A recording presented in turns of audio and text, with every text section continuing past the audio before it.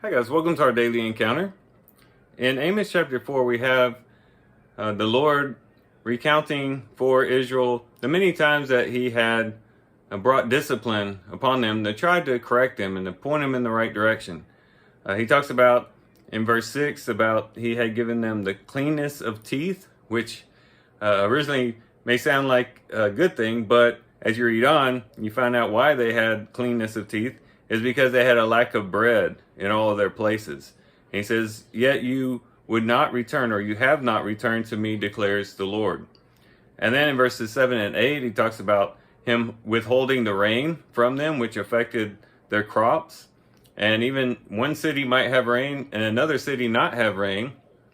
And the people who didn't have rain would wear themselves out trying to get to the water in the places where there was rain.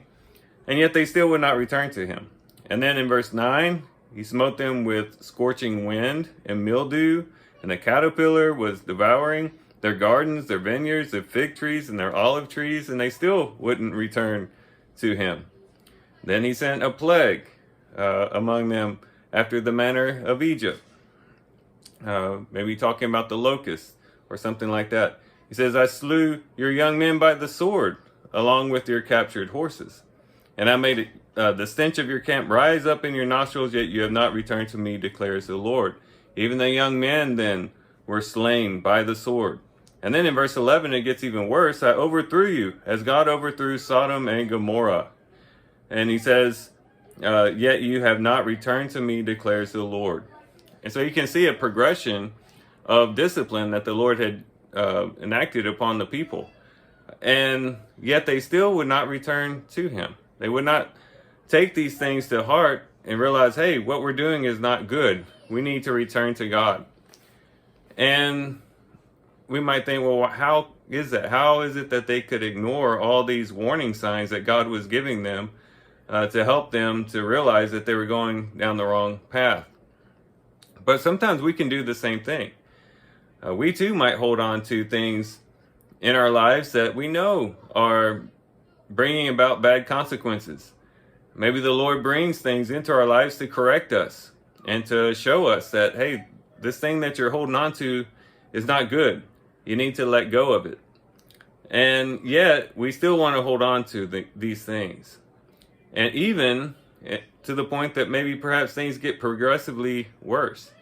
And if we're not in tune to what the Lord is showing us, it might be that this thing, whatever we're holding on to, might have some really damaging effects in our lives, maybe permanently damaging, depending on what it is.